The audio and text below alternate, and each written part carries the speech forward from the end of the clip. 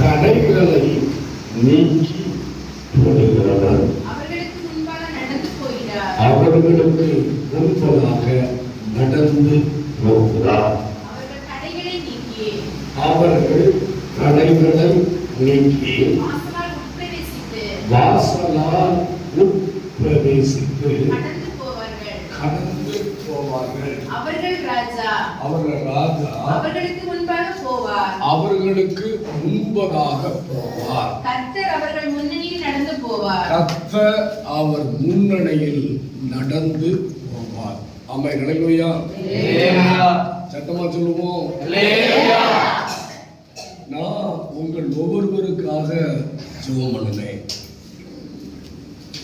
ஜெபம் பண்ணும்போது கர்த்தருடைய ஆவியானவர் என்னிடத்தில் திட்டமாய் சொன்னார். ஒரு வாக்குடைய துணி எங்க அருமையான பாஸ்டர் ஜூஸ் அவங்க ஃபேமிலியிலையும் உங்க வாழ்க்கையிலையும் என் ஆண்டவர் தடைகளை உடைக்கிறவரால் முன்பதாக 6வது மாதத்தில் உங்க வாழ்க்கையுடைய பகுதியில் இருக்கிற எல்லா தடைகளையும் கர்த்தர் உடைத்து உங்களை முன்னே செல்ல பைபிள்ல ஒரு வார்த்தை வடிவமைத்து சொல்லப்பட்டிருக்கு. 5ஆம் மாதமும் 7ஆம் மாதமும் 10ஆம் மாதமும் உபவாசம் செய்ய சொல்லப்பட்டிருக்கு. எந்த மாதம்? 5ஆம் மாதமும் 7ஆம் மாதமும் 10ஆவது மாதமும் என்ன பண்ணு? உபவாசம் செஞ்சு பாருங்களேன். நான் சொல்லுகிற இந்த மாசத்துடைய பகுதி பைபிளே இருக்கு. விசேஷித்த உபவாசத்தை நியமிங்கள் அப்படின்னு சொல்லிட்டு 5ஆம் மாதம் 7ஆம் மாதம் 10ஆம் மாதம் இந்த பகுதி உபவாசத்தின் மாதம். இப்போ என்ன கவனிக்கணும், ரொம்ப முக்கியமான ஒன்று, தடைகளை உடைக்கிறவராய் முன்பதாக போகிறார். முதலாவது, எந்த தடையை ஆண்டவர் உடைக்க போகிறார் அப்படின்னா சீக்கிரமா சொல்றேன். ஒன்று, எகிப்தியனால் வருகிற தடையை என் ஆண்டவர் உடைப்பார். ஆமென். ஹல்லேலூயா.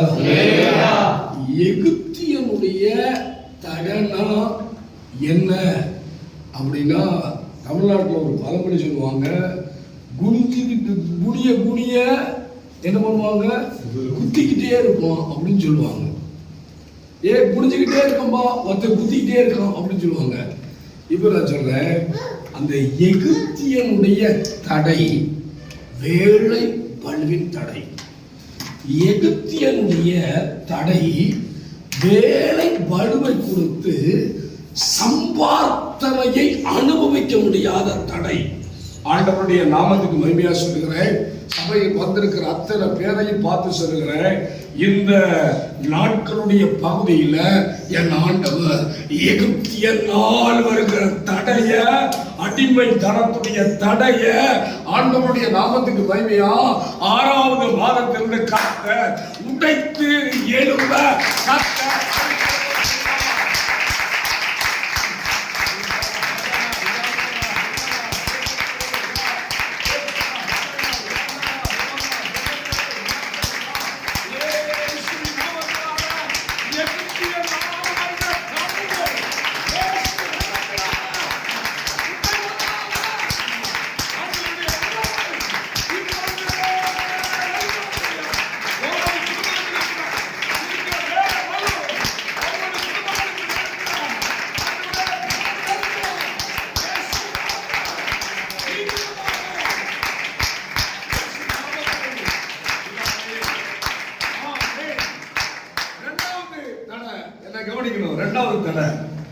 இரண்டாவது தடை அசுத்தன எகிப்தியனுடைய தடை. ஒன்று வேற சொல்லி இப்ப சொல்றேன். 2வது தடை இஸ்ரவேல் ஜனங்களுக்கு தடையாய் வந்தது எதுமா? சிவந்த சமுத்திரம். என்னது பைபிள் சொல்லுது, நீ தண்ணீரை கடக்கும் போது நான் உண்மைகளோடு இருப்பேன். ஆறுகளை கடக்கும் போது நான் என்ன பண்ணுவேன் அப்படின்னா அவைகள் உண்மையில் புரளுவது இல்லை. நம்ம என்ன கவனிக்கணும்? ரெண்டாவது தடை நான் சொல்றதை நீங்க தனிப்பட்ட குடும்பத்தில் ஜெபம் பண்ணும்போது மாற்றத்தை பார்க்க போவீங்க, மாற்றத்தை பார்ப்பீங்க. ரெண்டாவது தடை சிவந்த சமுத்திரத்தின் தடை. இப்போ சிவந்த சமுத்திரத்துடைய தடை அப்படின்றது நான் இப்படி சொல்றேன் உங்களுக்கு புரியும்படியா, முன்னேற்றத்தை தடை பண்ணுகிற சத்ருவான பிசாசு எங்க செயல்பட்டான் அப்படின்னா சிவந்த சமுத்திரத்துக்கு முன்பதாய் செயல்பட்டான். இந்த பொல்லாத பிசாச சிவந்த சமுத்திரத்துடைய பகுதியை கடக்க முடியாதபடிக்கு போராடுகிற பொல்லாத பிசாச தலைவனாகிய மோசே எதன் மூலமா ஜெயித்தார் அப்படின்னா என்ன கவனிக்கணும். ஆண்டவருடைய நாமத்துக்கு மகிமையா, தேவனுடைய வார்த்தையினால் ஜெயித்தான். கரங்களை தட்டி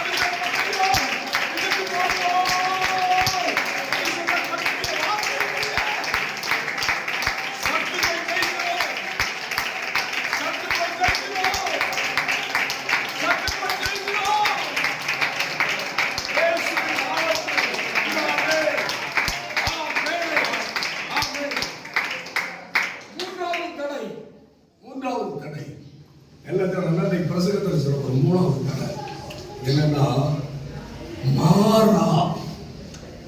என்னது மாறா? சத்தமா சொல்லுங்க. மாறா. என்னது மாறா? இவன் மாற போறானா? என் புருஷன் மாற போறானா? என் புள்ள மாற போகுதா? இந்த பிரச்சனை மாற போகுதா? இந்த போராட்டம் மாற போகுதா? இவன் தொல்லையிலிருந்து நான் விடுதலை அடைய முடியுமா? இந்த வாடகை வீடுடைய பகுதி மாற போகுதா? இந்த வாடகை சர்ச்சுடைய பகுதி மாறப்போகுதா அப்படின்னு ஒரு குட் நியூஸ் ஒன்று சொல்றேன். என்னன்னா, மாறாவின் கசப்பை ஆண்டவர் மதுரமாய் மாற்ற வேண்டுமானா உங்க வாழ்க்கையில் இருக்கிற கடன் பிரச்சனை, உங்க வாழ்க்கையில் இருக்கிற நிந்த, உங்க வாழ்க்கையில் பகுதியில் இருக்கிற உபச்சாரம், உங்க வாழ்க்கையுடைய பகுதியில் தேவனுக்கு விரோதமா இருக்கிற அசுத்த கிரியைகளை அழிக்கப்பட வேண்டுமா? அப்ப ஒன்னே ஒண்ணு செய்யணும். என்ன தெரியுமா? சிலுவைய உயர்த்தார் போல செய்யணும். நம்ம நிலையிலையா சத்தமா சொல்லுங்க. சிலுவைய முன்னா கைய தட்டி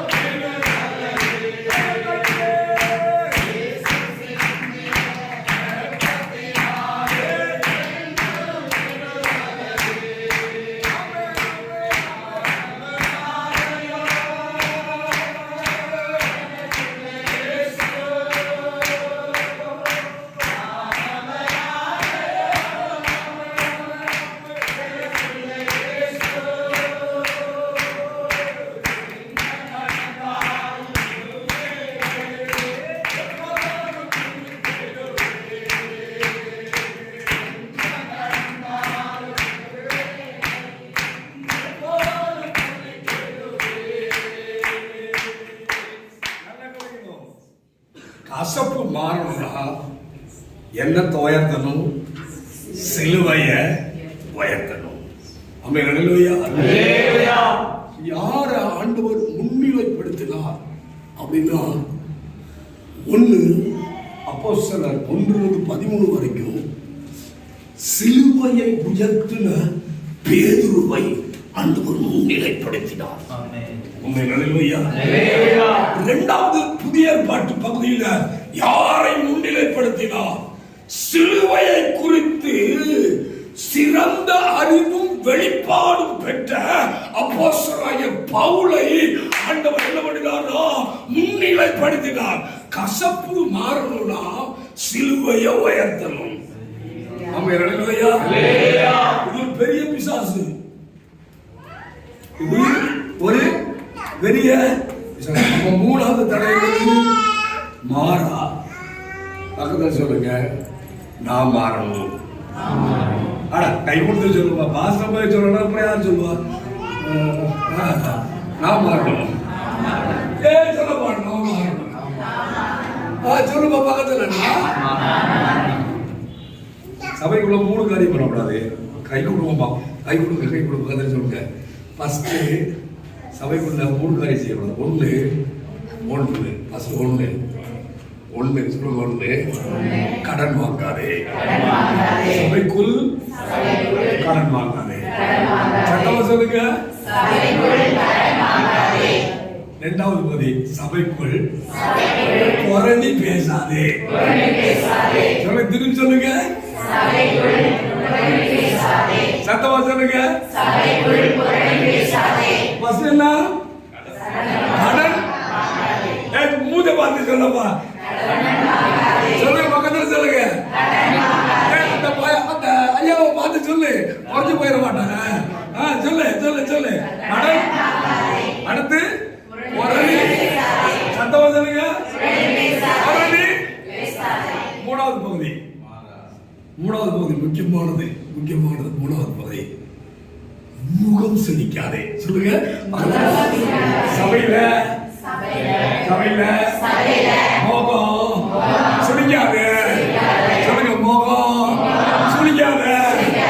சொல்லுங்க, கடன் வாங்காதே, புரணி பேசாதே, முகம் சுழிக்காதே. சத்தமா சொல்லுங்க. கடன் வாங்காதே. வந்து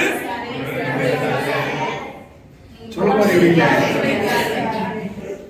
நாலாவது தடை ஒரு 6 இன்ச் ஜோசுவாவின் காலத்துல. என்ன ஆறு தெரியுமா? யோர்தான் ஒரு ஆறு.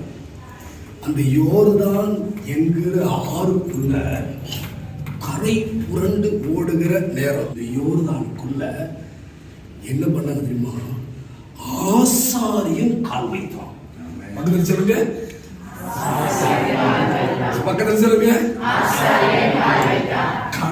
கரை புரண்டு வருகிற பிரச்சனைக்கு சொல்லுங்க.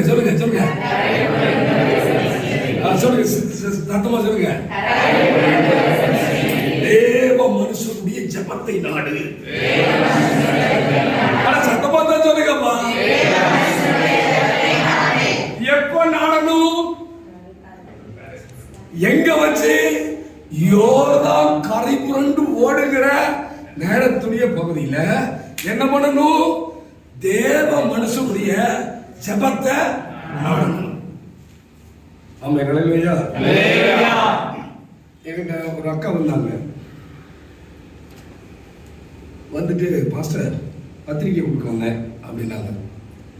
பத்திரிக்கை அடிச்சுட்டாங்க, கையில் கொடுத்துட்டு பாஸ்டர் வாங்க அப்படின்னாங்க.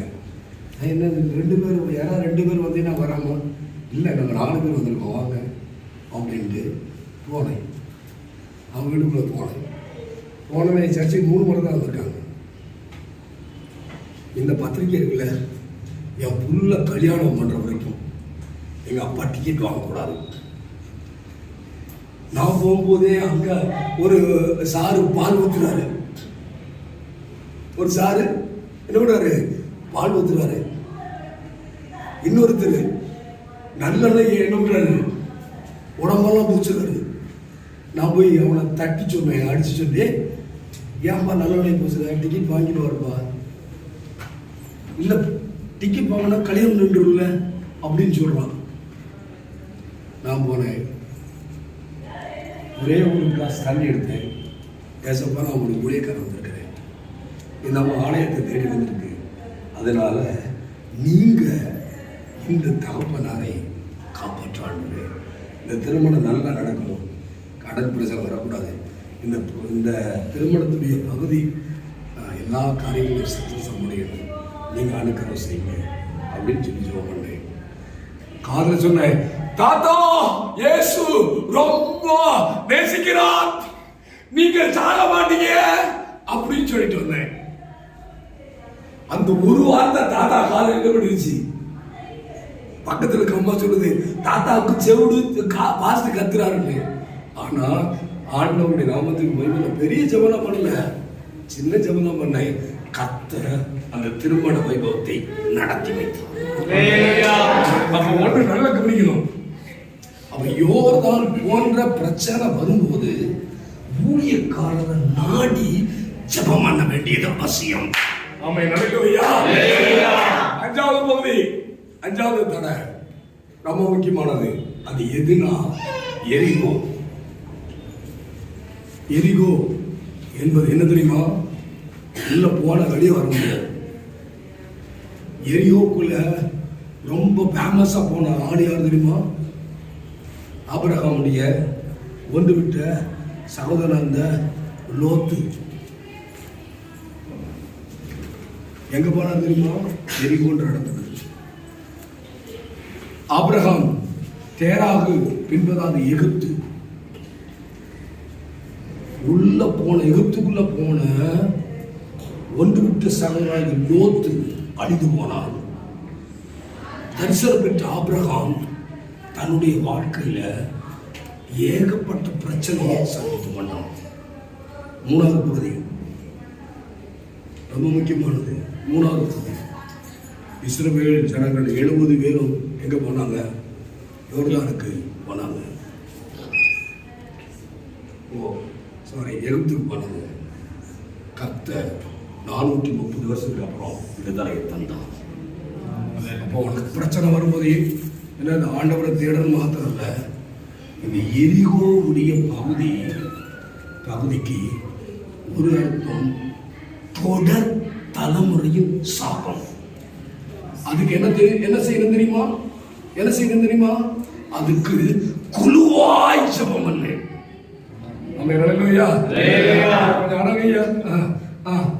என்ன பண்ணணும்? சத்தமா சொல்லுங்க. குழுவாய் ஜெபம் பண்ணு. என்ன பண்ணணும்? குழுவாய். அண்ணா ஒண்ணு சொல்ல. ரெண்டாவது சிவத்த, மூணாவது நாலாவது அஞ்சாவது எரிகோ. என்ன கவனிக்கணும், இவைகள் எல்லா மக்களுக்கும் வாய்ப்பு கொடுக்கப்பட்டுச்சு. வாய்ப்பை சரியாய் பயன்படுத்தின 2 பேர் தான் கானானு போனாங்க. உனக்கு கொடுக்கிற வாய்ப்பை சரியாய் பயன்படுத்திக்கோ. ஆமென். ஹல்லேலூயா.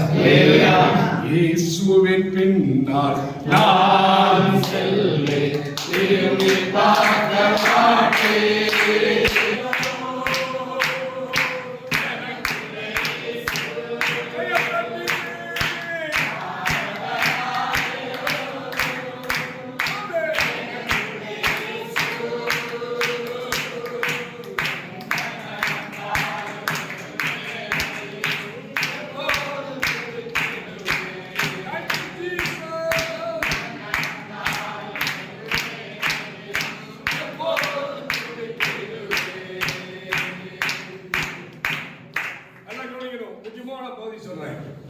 நான் இந்த சபையின் அங்கத்தினர் அப்படின்றவங்களை கை தூக்கும்.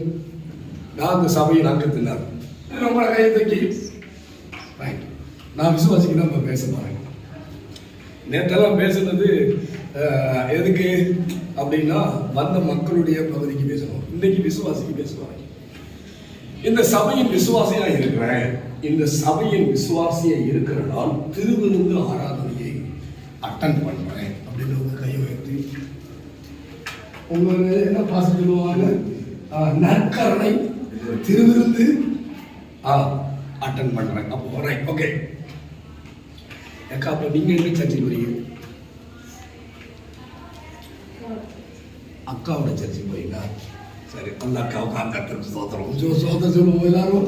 அந்த அக்கா வந்திருக்கிறாங்களேப்பா, சோத்திரம் பண்ணுங்க. அக்காவை ஆசீர்வதிங்க. இப்ப எனக்கு கவனிக்கணும். சபை விசுவாசியுடைய பகுதிக்கு பேசுகிறேன். பிதா, குமாரன், பரிசுத்த ஆவியின் நாமத்தினால ஞானஸ்தானம் எடுத்த ஒவ்வொரு விசுவாச மக்களும் அவர்கள் திருவிருந்து ஆராதனையை பண்ணுகிற பிள்ளைகள் ஒவ்வொருவருக்கும் தெரிந்திருக்க வேண்டிய முக்கியமான 2 காரியத்தை குறித்து நான் பேசுகிறேன். ஒன்று, நாம யாரா மாறணும், நாம எதுக்காக சபையில் இருக்கிறோம். ஒன்று, நம்முடைய வாழ்க்கையின் பகுதியில திருவிருந்து ஆராதனை அட்டன் பண்ணுகிற ஒவ்வொருவரும் நாம யாரா இருக்கணும்னா ஜெபிக்கிறவர்களா இருக்கணும். சபையில யாரா இருக்கணும்? சொல்லுங்க, சத்தமா சொல்லுங்க. எனக்கு ஒரு பூச்சி பிடிக்காது. அது என்ன தெரியுமா? கம்பளி பூச்சி. எழுதி சத்தமா சொல்லுங்க. சொல்லு. கம்பளி பூச்சி. ஏன் கம்பளி பூச்சியா பக்கத்துல வச்சுக்கிட்டீங்க? என்ன ஆகும்? அடுத்து, அது கண்ணில பட்டாலும் பிரச்சனை, காலில பட்டாலும் பிரச்சனை, உடம்புல பட்டாலும் என்னது? கம்பளி பூச்சி போல மற்றவர்களுக்கு துன்பத்தை கொடுக்க கூடிய சூழ்நிலை இருக்கிற நாம் ஒரு நாள் ஆண்டவர் நம்மளை தேர்ந்தெடுத்து கண்டு பூச்சியாய் கத்தமாக்கினார். பட்டர்ஃப்ளையாய் மாற்றினார்.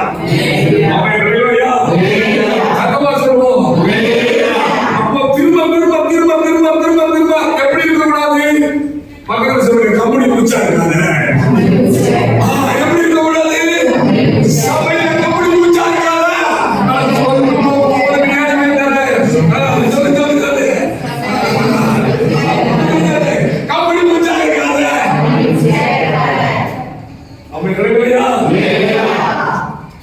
நான் ஏன் சொல்றேன்னா, நான் பேசுற சத்தம் இல்ல, நீங்க பேசுற சத்தமும் என்ன பண்ணணும்? உங்க காது கேட்கணும். அப்பதான் மனசுக்குள்ள வரும். அடிக்கடி வரும். என்ன வரும் தெரியுமா? கம்பெனி பூச்சா. அப்போ சபையில வருகிற ஒவ்வொருத்தரும் நம்ம யாரா இருக்கணும்? ஜெபிக்கிறவர்களா இருக்கணும். ரெண்டாவது, சபையில வருவதற்கு ஒவ்வொருத்தரும் என்ன கவனிக்கணும்?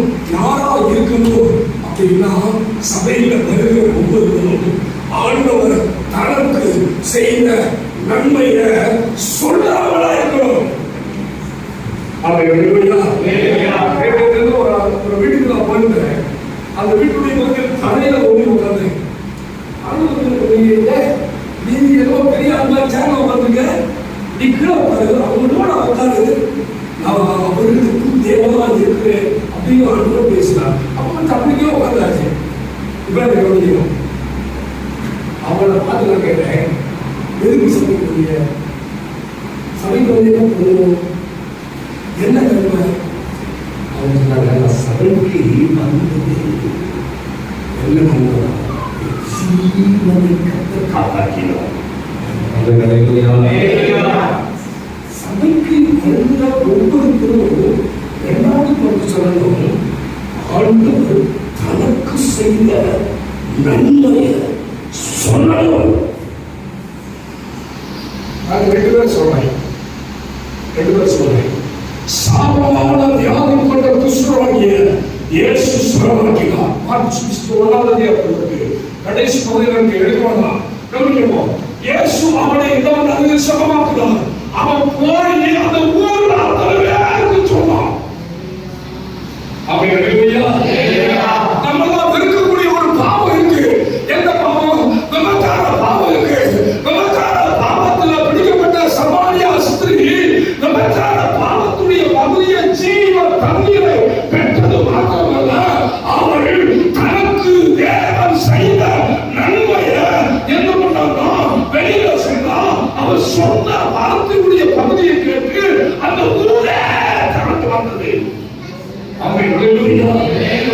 நல்ல கவனிக்கணும். ஆண்டவர் தனக்கு செய்த நன்மையை நீ சொல்லுவதுதான் மற்ற சனம் வரும்.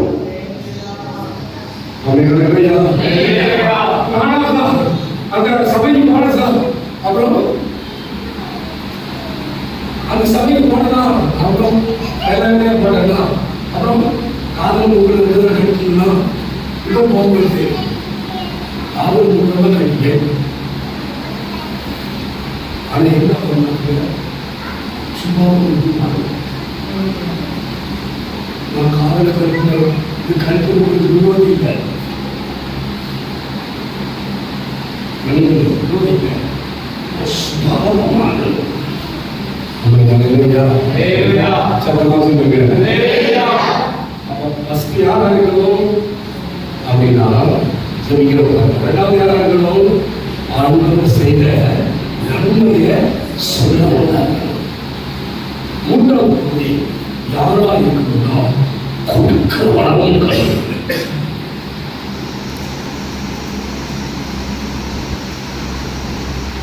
எனக்கு ஒரு அம்மா தெரியும் ஊரில். அந்த அம்மா ரொம்ப கஷ்டப்பட்டு தோணும். அந்த கைக்குரிய கருத்தில் ஒரு 10 கோடி இருந்துச்சு. அவங்க வீட்டுக்காரர் திடீர்னு உடம்பு சரியில்லாமல் போயிட்டார். ஒரு பக்கம் நம்மளுக்கு பாதிப்பு இருக்காங்க. அந்த அம்மா என்ன பண்ணுறாங்க, சமையல் பண்ணாங்க, ஜெபம் பண்ணாங்க. வாரம் என்ன பண்ணுவாங்கன்னா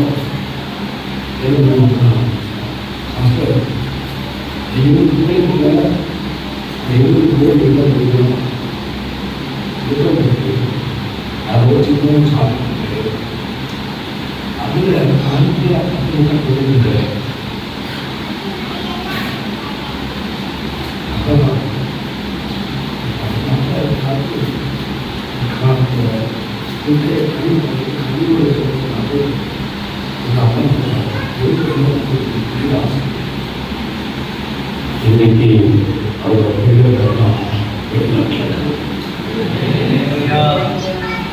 அதில் கொடுக்குது. இன்னைக்கு அவர் சொல்லுங்க, நீங்க கொடுங்க, உங்களுக்கு உங்க சந்ததிக்கு ஆண்டவர் கொடுப்பார். சொல்லுங்க, நீங்க கொடுங்க, நீங்க கொடுங்க, ஆண்டவர் உங்க சந்ததிக்கு, சத்தமா சொல்லுங்க, உங்க சந்ததிக்கு, உங்க பிள்ளைகளின் பிள்ளைகளுக்கு ஆண்டவர் தருவார். கவனிக்கணும், நாம யாரா இருக்கணும் அப்படின்னா கொடுக்கிறவங்களா இருக்கணும். நிறைய பாட்டிமாரா பார்த்துக்கணும், நிறைய பாட்டிமாரா கவனிக்கணும், பாட்டிமாரா கவனிக்கணும். ஒரு மணி நேரம் தோத்திரம் பண்றேன், அப்படி தோத்திரம் பண்ற ஒரு மணி நேரம் தோத்திரம் பண்றேன்னா என்ன கிடைக்கும்? நீடி ஆயுள் கிடைக்கும். ஆனா உன் கடற்படத்துல போகணும்னா நீ கர்த்தருக்காக கொடுக்கணும். கொடுக்கிறவன அவர் விட மாட்டான். பக்கத்துல சொல்லுங்க, கொடுக்கிறவன சொல்லுங்க, பக்கத்துல சொல்லுங்க, சொல்லுங்க, கொடுக்கிறவன விட மாட்டான். சத்தமா சொல்லு, சத்தமா சொல்லு, கொடுக்கிறவன கர்த்தர் விட மாட்டான். பாருங்க பாருங்க பாருங்க பாருங்க பாருங்க, என்ன பாருங்க, ஏழை விதவை, அந்த விதவையுடைய பகுதி அவனுடைய பேர் சொல்லல, ஒரு பேர் சொல்லிருக்கு சாய்பாத் அப்படின்னு சொல்லிருக்கு. இந்த சாய்பாத் ஊருடைய விதவை ஏலியாவுக்கு ஒரு கிளாஸ் தண்ணீரும் அப்பத்தையும் கொடுத்தான்.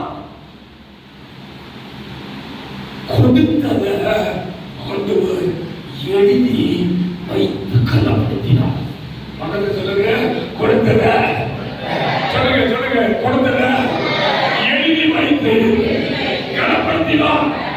சொல்லுங்க, கொடுத்தத சொல்லுங்க, கொடுத்தத எழுதி வைத்து இழப்பதை கனப்படுத்தினார். கொடுக்கிற எண்ணெய் சொல்லுங்க, கொடுக்கிற எண்ணெய் கர்த்தர் எண்ணெய் கனப்படுத்தும்.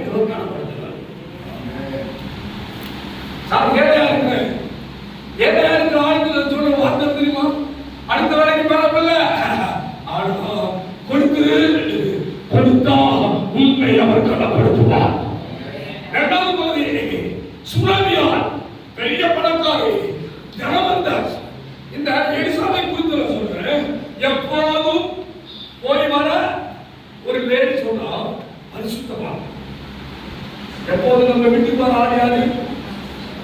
இன்னொரு தெரியுமா? சூழலியனுடைய வீட்டுக்காரர். சூழலியனுடைய வீட்டுக்காரர் வயது சென்றவராம். வேதாகமத்தில் சொல்லப்பட்டு கவனிங்க, வயது சென்ற ஆள் யாரு? சூழலியனுடைய வீட்டுக்காரர். இப்ப சூழலியனுடைய வீட்டுக்காரர் வயது சென்றவர். இவன் யாரு? இளவயசுல அழகா நல்லா விடுக்கா இருக்கிற ஆளு. அங்க ஒருத்தர் போனாரு. யாரு? எலிசா போகும்போது அந்த எலிசாவை புடிச்சு சொன்னா, ஒரு வார்த்தை மாதிரி சொன்னா, நம்ம வீட்டுக்கு வந்து போகிறவர் யாரு? பரிசுத்தவான் சொன்னார். கை பிடிச்சு சொல்லுங்க, உங்க வீட்டுக்கு சொல்லுங்க, உங்க வீட்டுக்கு வருகிறவர் பரிசுத்தவானா இருக்கட்டும். சத்தமா சொல்லுங்க, சொல்லுங்க, சத்தமா சொல்லுங்க. ரெண்டு பாட்டியப்பா சொல்லக்கூடாதுன்னு தீர்மானம் பண்ணிட்டேன். கர்த்தருக்கு ஸ்தோத்திரம். நீ நல்லா இருப்ப, இன்னும் 5 வருஷம் வாழ்வ. கர்த்தருக்கு ஸ்தோத்திரம். இப்ப என்ன பார்க்கணும்? பெண் சொன்னா என் வீட்டுக்கு வந்து வர யாரு? பரிசுத்தவான். பரிசுத்தவான். இப்போ ஒரு யூடியூப்ல பிரபலமா போயிட்டு ஒரு பெண் சொன்ன வார்த்தை யூடியூப்லயே கலக்கிட்டு.